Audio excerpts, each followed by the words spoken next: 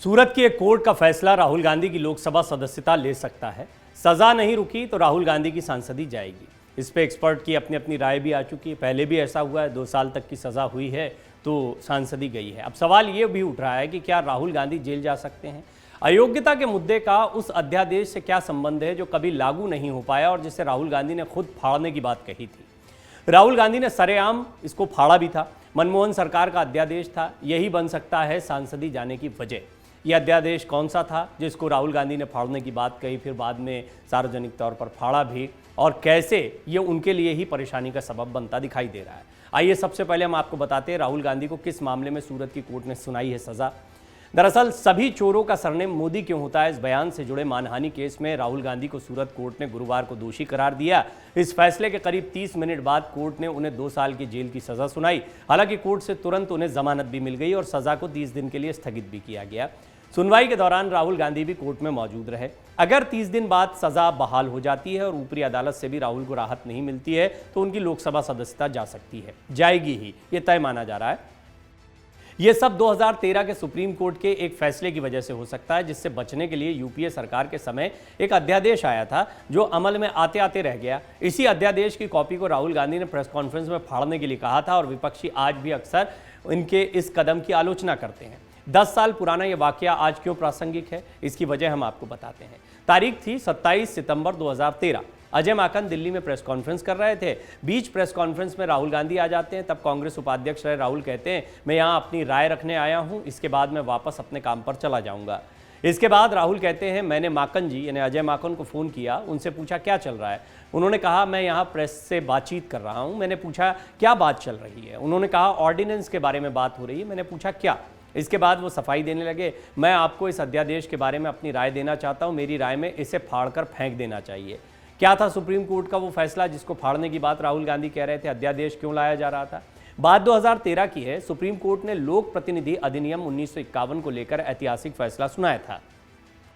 Court ने इस अधिनियम की धारा 8(4) को असंवैधानिक करार दे दिया था। इस प्रावधान के मुताबिक आपराधिक मामले में 2 साल या उससे ज्यादा सजा के प्रावधान वाली धाराओं के तहत दोषी करार किसी निर्वाचित प्रतिनिधि को उस सूरत में अयोग्य नहीं ठहराया जा सकता था अगर उसकी ओर से ऊपरी न्यायालय में अपील दायर कर दी गई हो तो।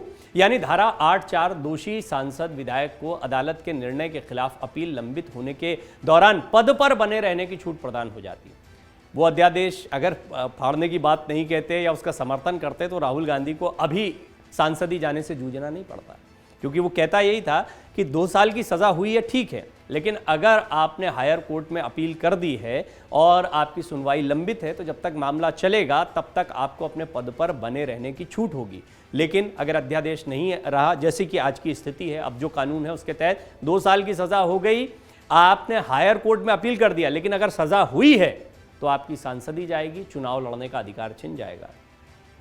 सुप्रीम कोर्ट के इस फैसले के बाद से किसी भी कोर्ट में दोषी ठहराए जाते ही नेता की विधायकी और सांसदी चली जाती है। इसके साथ ही अगले 6 साल के लिए वो व्यक्ति चुनाव लड़ने के लिए अयोग्य हो जाता है। सदस्यता तुरंत खत्म होने के फैसले को पलटने के लिए मनमोहन सिंह सरकार एक अध्यादेश लेकर आई। इसी अध्यादेश को राहुल ने फाड़ने की बात कही थी। अगर अध्यादेश पास हो गया होता तो क्या होता। सुप्रीम कोर्ट ने जुलाई 2013 में दोषी करार दिए गए विधायकों सांसदों की अयोग्यता को लेकर यह आदेश दिया था। ये वही दौर था जब आरजेडी सुप्रीमो लालू प्रसाद यादव चारा घोटाले में फंसे हुए थे। दोषी पाए जाने पर उनकी सदस्यता पर भी खतरा था। तब के राज्यसभा सांसद राशिद मसूद पहले ही भ्रष्टाचार के एक मामले में दोषी ठहराए जा चुके थे। विपक्ष की तीखी आलोचना के बाद भी सितंबर 2013 में मनमोहन सरकार यह अध्यादेश लेकर आई थी। अध्यादेश में कहा गया था कि मौजूदा सांसद या विधायक अगर किसी अदालत में दोषी करार दिए जाते हैं और अगर ऊंची अदालत में मामला विचाराधीन है तो सदस्यता नहीं जाएगी। हालांकि इस दौरान वो सदन में वोट नहीं दे सकेंगे, न ही वेतन मिलेगा। राहुल ने इस अध्यादेश को पूरी तरह से बकवास करार दिया था और कहा था कि इसे फाड़कर फेंक दिया जाना चाहिए। यही अध्यादेश अगर पास हो गया होता तो राहुल की लोकसभा सदस्यता पर अभी तलवार शायद नहीं लटकी होती। यही अध्यादेश अगर पास हो गया होता तो सपा विधायक आजम खान, अब्दुल्ला आजम से लेकर भाजपा विधायक विक्रम सैनी तक की सदस्यता बरकरार रहती। यानी एक समय पर राहुल गांधी ने यह मोर्चा संभाला था कि जो सजा पाता है उसकी सांसदी जानी चाहिए, उसको चुनाव लड़ने का अधिकार नहीं होना चाहिए। राहुल गांधी खुद इस बात को मानते थे। अब उनको खुद सजा हो गई है। मामला बड़ा गंभीर है। दरअसल इस मामले को समझना चाहिए, इस पर बड़ी बहस चल रही है, इस पर दो तरफा बहस चल रही है। एक तरफ ये कहा जा रहा है कि राहुल गांधी को घेरा जा रहा है, राहुल गांधी भ्रष्टाचार का मुद्दा उठा रहे हैं, इसलिए उनको सज़ा दिलवा दी गई है। सूरत की कोर्ट में मामला था, गुजरात के विधायक ने मामला दर्ज कराया था, जैसी बहुत सी बातें कांग्रेस की तरफ से आप सुन रहे हैं। दूसरा पहलू क्या है, राहुल गांधी अपने बयान में कहते हैं ये सारे चोरों के सरनेम मोदी क्यों होते हैं। उनका ये बयान बहुत गंभीर है, क्योंकि वो कहते तो हैं नीरव मोदी, ललित मोदी और नरेंद्र मोदी, सभी चोरों के नाम मोदी क्यों हैं, ढूंढेंगे तो और मोदी मिल जाएंगे। मोदी समुदाय इससे बहुत नाराज हो गया। मोदी समुदाय का ये कहना, सुशील मोदी जैसे, अब सुशील मोदी बिहार में है, बिहार के उप मुख्यमंत्री रह चुके हैं, उनकी नाराजगी जायज़ है क्योंकि मोदी सरनेम पर प्रश्न चिन्ह खड़ा कर दिया गया। पूर्णेश मोदी जिन्होंने मामला दर्ज कराया था, और देखिए मोदी समुदाय ऐसा नहीं है कि गुजरात में या प्रधानमंत्री नरेंद्र मोदी से ही जुड़ा हुआ है, ललित मोदी, नीरव मोदी दो तीन ही मोदी हैं। मोदी एक समुदाय है। यहाँ पर आपको पश्चिम उत्तर प्रदेश में बहुत सारे मोदी मिल जाएंगे, बहुत सारे लोग मोदी सरनेम का इस्तेमाल करते हैं, ढूंढेंगे तो बहुत सारे मोदी मिल जाएंगे। चोरों की बात करते हुए राहुल गांधी ये कहते हैं। कोर्ट ने, सूरत की कोर्ट ने इसको बहुत ही गंभीर मसला पाया। उन्होंने कहा किसी भी लिहाज से आप निर्दोष नहीं दिखाई पड़ते हैं। उनको दोषी करार दिया गया, 2 साल की सज़ा सुनाई गई है। उनके साथ बड़ी तादाद में कार्यकर्ता मौजूद थे। राहुल गांधी की इस सज़ा के बाद जाहिर तौर पर इस पर राजनीति होनी ही थी। कांग्रेस का अपना पक्ष है, हम डरने वाले नहीं हैं, फंसाने की कोशिश हो रही है, भ्रष्टाचार का मुद्दा उठाया इसलिए ये सब किया जा रहा है, जैसी बहुत सी बातें कांग्रेस की तरफ से कही गई। राहुल गांधी खुद महात्मा गांधी को याद कर रहे हैं, लेकिन उनकी आलोचना भी की जा रही है। कहा जा रहा है कि राहुल गांधी ने जो कुछ कहा है वो किसी भी हाल में बर्दाश्त नहीं किया जा सकता है।